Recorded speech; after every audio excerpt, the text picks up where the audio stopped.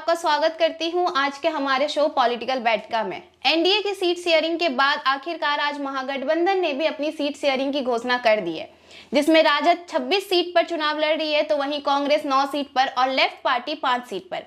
कांग्रेस जिस 9 सीट पर चुनाव लड़ रही है वो है किशनगंज, सासाराम, कटिहार, भागलपुर, मुजफ्फरपुर, पश्चिम चंपारण, पटना साहिब, महाराजगंज और समस्तीपुर। आज हमारे साथ जुड़े हैं इसी सिलसिले में बात करने के लिए बिहान इंडिया के चीफ एडिटर पीयूष रंजन जी।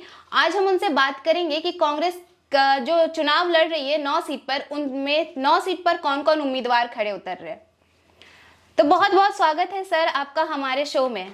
धन्यवाद सर, कांग्रेस जिस 9 सीट पर चुनाव लड़ रही है उसमें कौन कौन से उम्मीदवार खड़े उतर रहे हैं?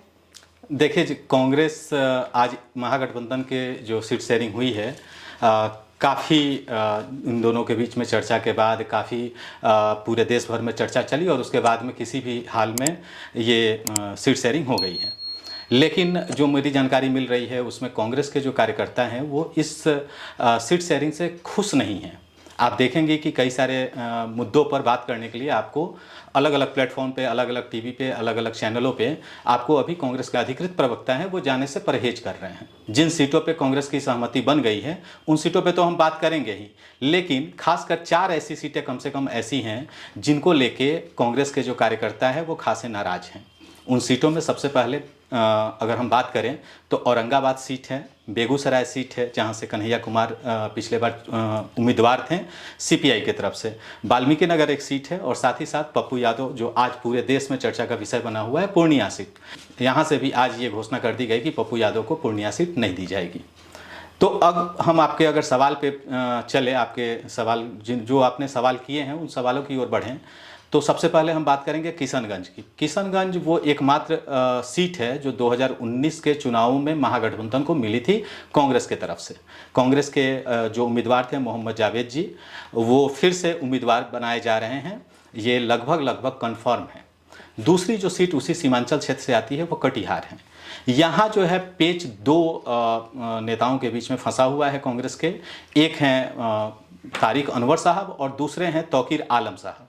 तौकीर आलम जो हैं वो एआईसीसी के सेक्रेटरी हैं और प्रियंका गांधी जी के टीम में वो काम करते हैं। अगली सीट अगर भागलपुर की बात करें तो यहाँ से जो एमएलए हैं और पूर्व कांग्रेस के जो सीएलपी लीडर हैं रहे हैं अजित शर्मा जी, उनकी उम्मीदवारी लगभग तय मानी जा रही है।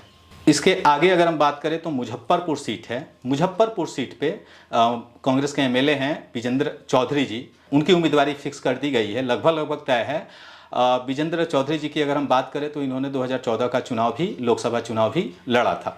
समस्तीपुर जो सीट है वो सुरक्षित सीट है और समस्तीपुर सीट से ब्रज किशोर रवि, बीके रवि, जो बीके रवि के नाम से जो फेमस हैं और एक्स डीजीपी तमिलनाडु के रहे हैं और 1989 बैच के आईपीएस अफसर हैं, उनकी उम्मीदवारी तय की गई है।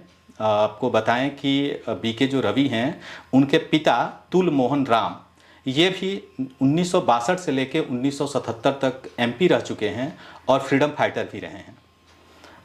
अगली सीट जो है वो पश्चिम चंपारण की सीट है। यहाँ से कांग्रेस के पूर्व एमएलए मदन मोहन तिवारी जी की उम्मीदवारी तय मानी जा रही है। एक अगली जो सीट है वो है पटना साहिब। पटना साहिब की अगर हम बात करें, अंशुल अभिजीत जगजीवन राम के नाती और मीरा कुमार के पुत्र, इनकी उम्मीदवारी तय मानी जा रही है। इसके आगे सासाराम की बात करें तो यहाँ से मीरा कुमार जी ने चुनाव लड़ने से तो मना कर दिया है, लेकिन पार्टी के तरफ से जो हमें सूत्र बता रहे हैं उनको मनाने की खूब कोशिश हो रही है। अगर वो मान जाती है तो सासाराम सीट से, जो कि रिजर्व सीट है, वहाँ से मीरा कुमार चुनाव लड़ेंगी। अगर वो नहीं मानती हैं तो मनोज राम जी एक कैंडिडेट हैं, उनकी उम्मीदवारी फिक्स की जाएगी। अगली और सबसे अंत में जो सीट है वो महाराजगंज की सीट है। यहाँ से कांग्रेस के वर्तमान एमएलए विजय शंकर दुबे जी की उम्मीदवारी तय मानी जा रही है। सर, आप हमें ये बताइए कि जो इन 9 सीट पर जितने भी उम्मीदवार उतारे गए, यहाँ पे सामाजिक समीकरण क्या है?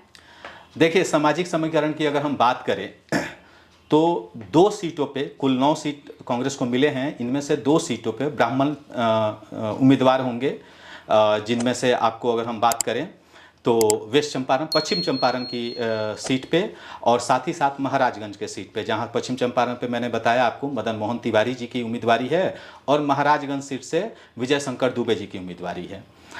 इसके साथ साथ अपर कास्ट से समुदाय से एक भूमिहार कैंडिडेट भी हैं, भागलपुर से Ajit Sharma ji. EBC OBC community से 2 सीट हैं और ये गई हैं, एक मुजफ्फरपुर में विजेंद्र चौधरी जी अगर उम्मीदवार होते हैं तो, और दूसरी पटना साहिब सीट से अंशुल अभिजीत जी के लिए। 2 रिजर्व सीटें भी कांग्रेस को मिली है, समस्तीपुर और सासाराम, और अंत में जो समीकरण बनाया जा रहा है वो 2 सीट ऐसे हैं जहां से मुस्लिम कैंडिडेट होंगे। बहुत बहुत धन्यवाद सर हमारे साथ बातचीत करने के लिए। 2024 के लोकसभा चुनाव तक हम आप तक ऐसे ही जानकारी पहुंचाते रहेंगे। तब तक के लिए देखते रहिए बिहान इंडिया। धन्यवाद।